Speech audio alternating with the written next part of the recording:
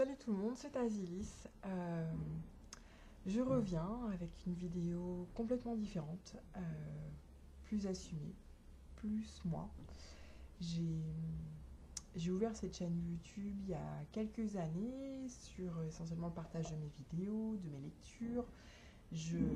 Voilà, on était une petite communauté à partager et à s'amuser bien ensemble sur enfin voilà, toutes ces lectures, ce qui nous mettait, enfin voilà, tout ce que ça nous faisait partager, voyager, vivre ensemble. Et voilà, ma vie a changé. Je suis devenue maman 2 fois.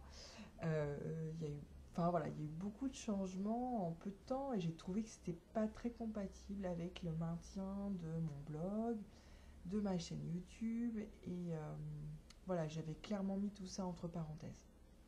Il y a un an, un peu plus d'un an, je reprenais contact avec la communauté YouTube, surtout parce que je consommais à nouveau des vidéos et je reprenais contact avec certains d'entre vous. Je voyais que les choses avaient largement évolué, j'étais complètement dépassée par tout ce qui s'y passait, mais voilà, c'était plutôt un bien et voilà, clairement, moi ça m'intéressait plus vraiment, en tout cas pas forcément Booktube, enfin voilà, j'étais plus vraiment là-dedans. Mais quand même, je cédais à l'appel de certaines sirènes et je me disais, ah, pourquoi pas, c'était quand même pas trop mal. Et enfin voilà, pas mal de nostalgie. J'ai reposté une vidéo. Très vite, je me suis rendu compte que c'était plus du tout ça. Et même en la faisant, je trouvais plus mes automatismes. Enfin, il y avait un truc qui était. Enfin, c'était pas ça. J'étais pas dedans. Et voilà. Et en plus, le tout pour le tout, le pompon sur la Garonne, comme diraient certaines personnes dans le sud. Je l'ai posté le 13 novembre 2015. Et voilà, c'était un jour de deuil national maintenant pour la France. C'était le jour des attentats du Bataclan. Donc autant vous dire que l'impact de ma vidéo a été, pour ainsi dire, enfin voilà, rien du tout. Et c'est très bien, c'est passé, c'est voilà, voilà, on oublie, on passe à autre chose, clairement. Et, et du coup, moi, j'arrivais pas à revenir. Enfin, et voilà, et je me disais, ouais, non, c'est pas vraiment ça. Et voilà, j'insistais pas et je revenais pas. Et on m'appelait pas forcément, donc je me sentais pas appelée. Et je prenais de plus en plus de distance avec tout ça. La vérité dans tout ça, c'est que j'ai beaucoup changé. Je l'ai pas vraiment vu, je l'ai pas mesuré. Cette expérience YouTube a été à un moment donné quelque chose qui m'a fait un bien énorme pour moi-même. Je l'avais pas mesuré et je l'ai arrêté sans me rendre compte de ce à quoi je mettais fin pour moi. Je le regrette pas, j'ai fait des choix qui sont et qui me semblent toujours justes. Je sais pas si je referai les mêmes aujourd'hui, mais voilà.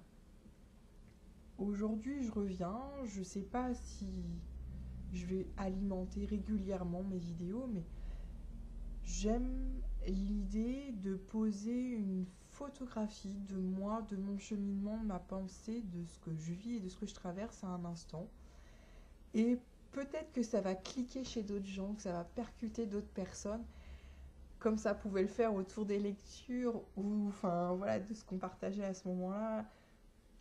Peut-être que je vais plus du tout retrouver les personnes avec qui je partageais ces lectures-là. Peut-être que je vais retrouver d'autres personnes.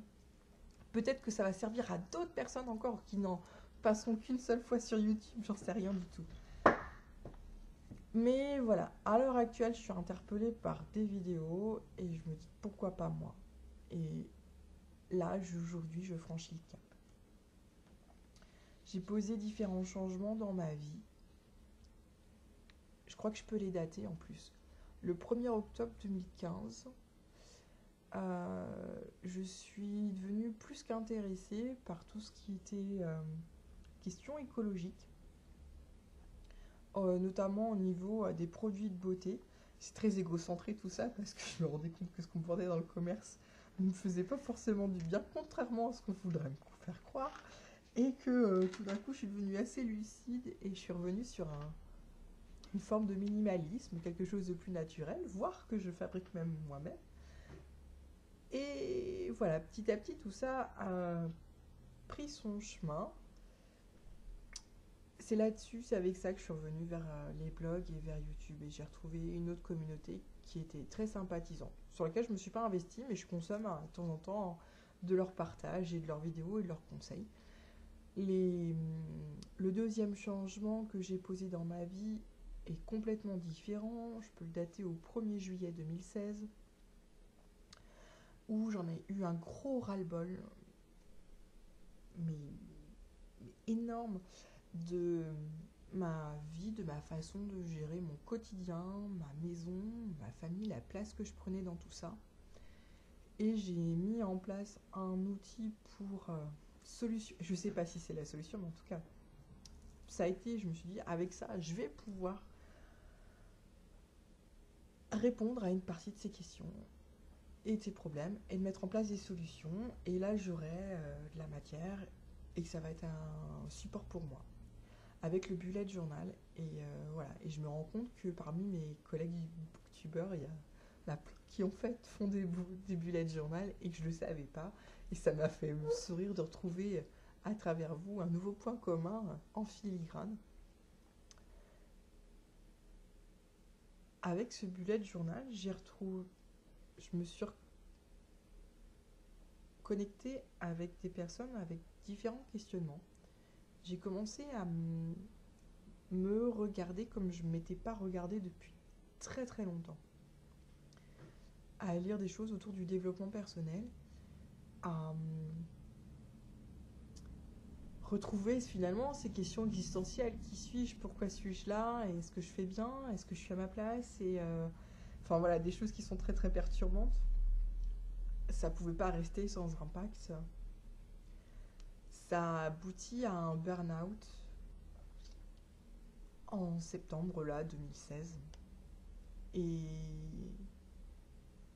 voilà, tout simplement cramé. Plus personne, plus capable de travailler, plus capable de parler presque comme là je suis maintenant.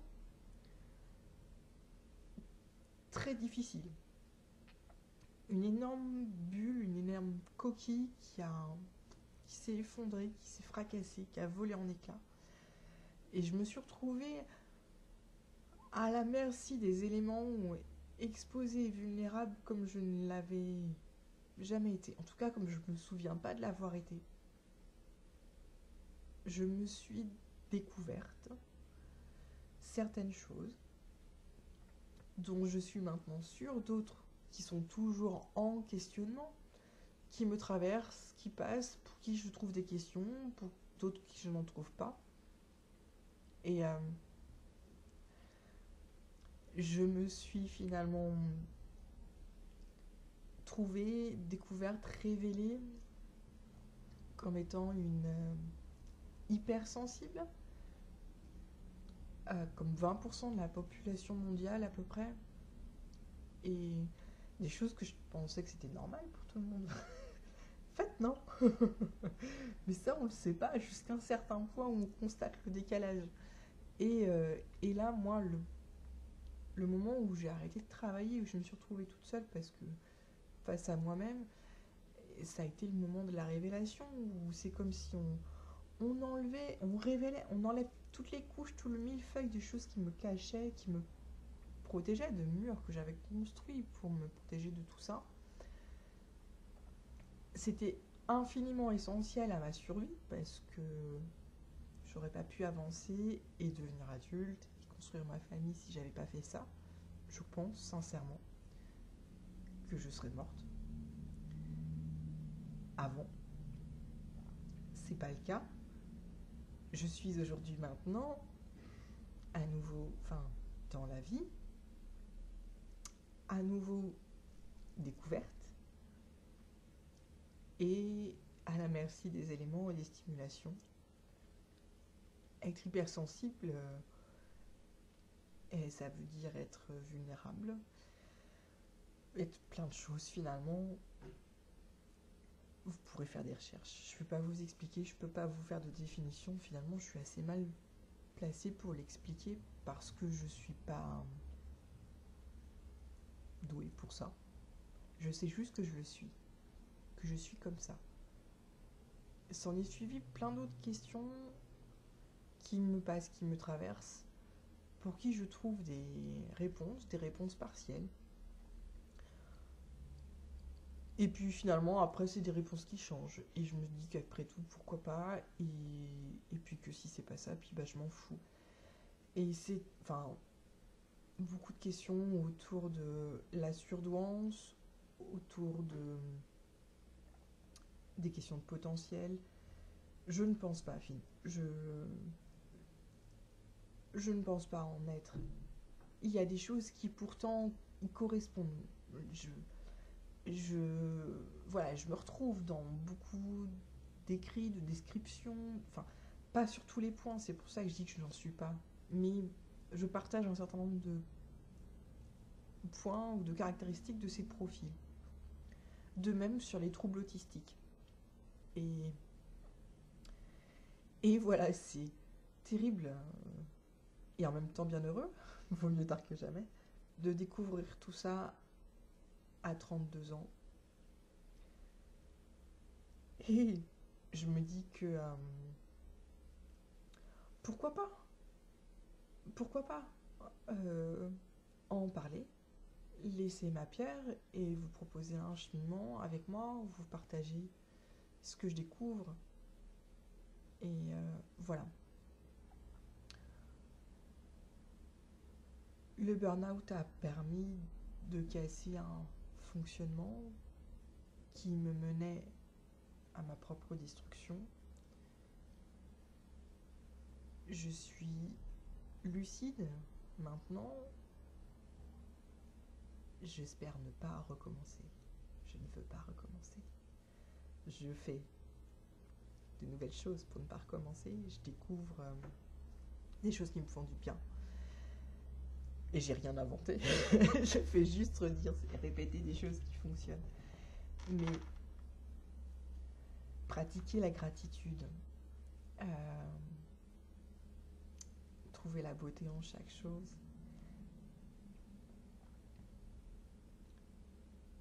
inscrire ses pensées, les écrire, pour les oublier ou pour juste les poser, et pratiquer la méditation.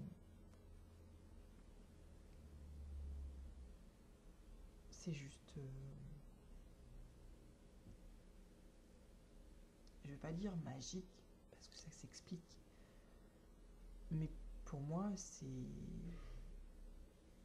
un changement énorme. Énorme. Et l'apaisement que je trouve à travers tout ça, il est...